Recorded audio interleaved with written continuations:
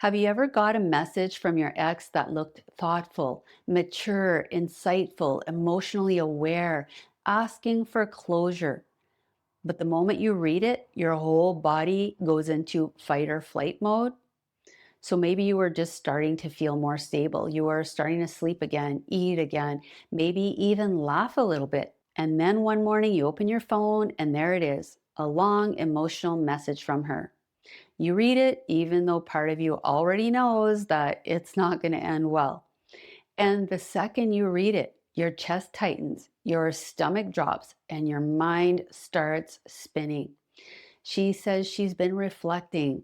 She says she still believes in love. She says she doesn't deserve your silence. Suddenly, you're questioning everything. You're questioning the breakup, you're doubting your decision, and you're feeling that old emotional pull. And that's how fast a trauma bond can drag you right back into the cycle. If that's where you're at right now, stick with me because I'm going to explain 7 emotional hooks in these so called closure messages that you need to be aware of so that you don't get pulled back into the toxic cycle, into all of that emotional chaos that you've worked so hard to escape. Number 1 is the blame and guilt hook. This is the first punch in almost every closure message. You'll see something like, I knew you were going to let me down, or I wish you could see what you're doing to me. And she's subtly accusing you of creating the problem and causing all of the hurt. You're the one who ran away when things got tough. You're the one who doesn't care. You're the one who needs to explain yourself. And you might start to wonder, was it my fault? Is it me? Did I handle things wrong? And suddenly you feel guilty. You feel the need to make things right, to explain your reasons. You feel bad that she's hurting and you feel like it's your fault. This isn't an attempt at closure, it is the blame guilt hook.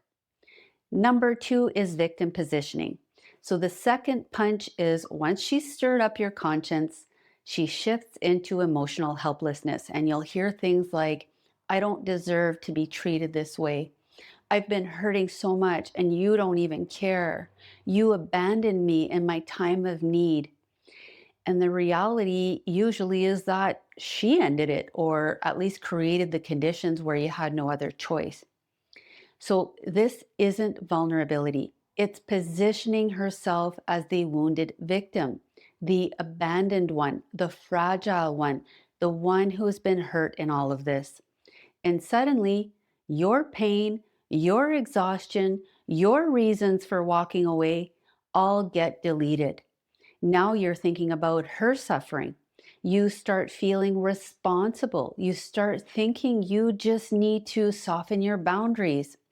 And the moment where you start buying into the idea that she's the victim and you're the villain, you're hooped.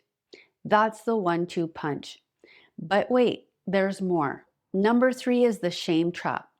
Once a covert narcissist has activated your guilt and empathy, she goes straight for your sense of who you are as a person. And she tries to push all of your shame buttons. And you'll hear things like, I want to believe you're still the man I fell in love with, a good, honest man. Or only a coward would run away like this. So here she's saying that you're not a good man.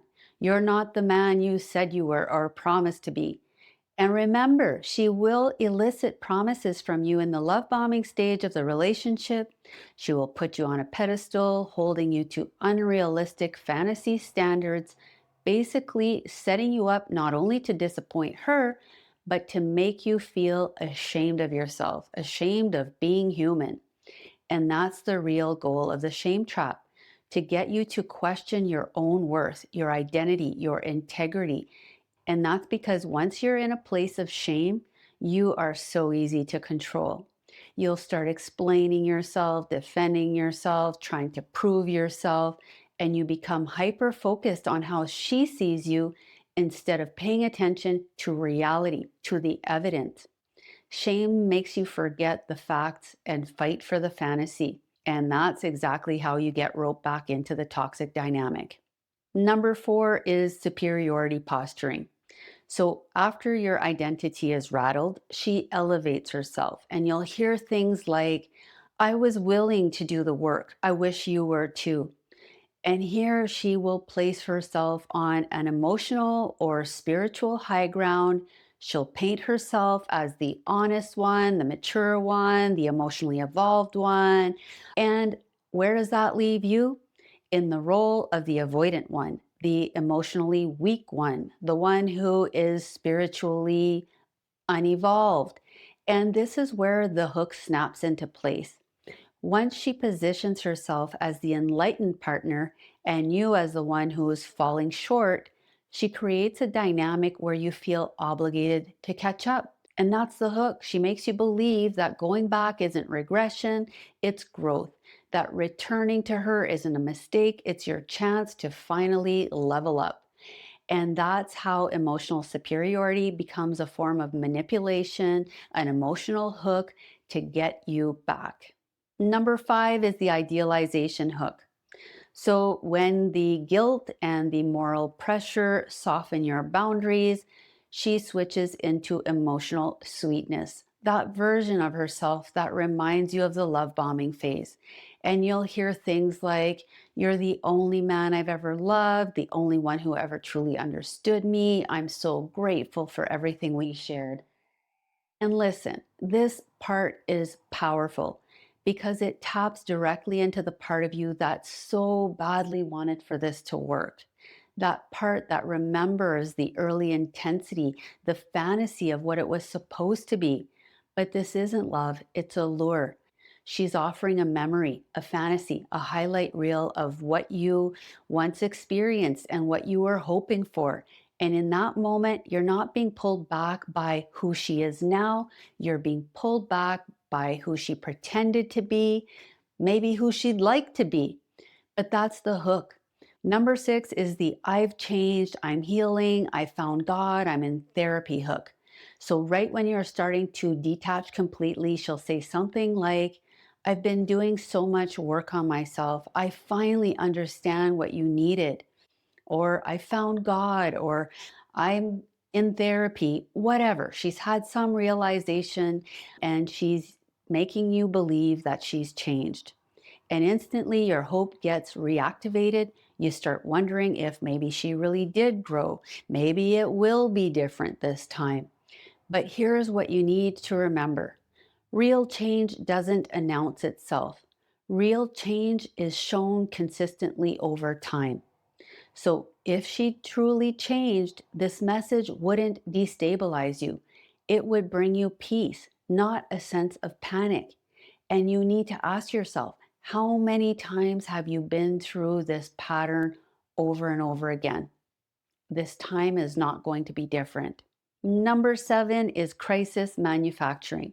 So when all else fails, she goes for the nuclear option: a sudden crisis, a panic, something urgent. And you'll hear things like, everything's falling apart. I don't know who else to turn to. You're the only one who can help. I'm so scared. I just need you. And this isn't a coincidence, it's emotional coercion. It's designed to activate your protector instincts. But you need to look at that pattern. The crisis always happens the moment you detach or the moment you're holding your boundaries. And the minute you step back into that role, that rescuer, savior, stabilizer, emotional safety net, hero role, the cycle resets. And boom, you're back in trying to figure out how to escape again. So if any part of this video is hitting you hard, I just want you to know you're not weak, you're not crazy, you're not broken, and you're certainly not alone. If you need help breaking free from a toxic relationship, reach out to a therapist in your area and make sure that person specializes in narcissistic abuse. And consider my toxic relationship recovery program, where I'll walk you through the recovery process step by step. If you found this helpful, please take a moment to like, comment, subscribe, and share it with someone who might need to hear this information right now.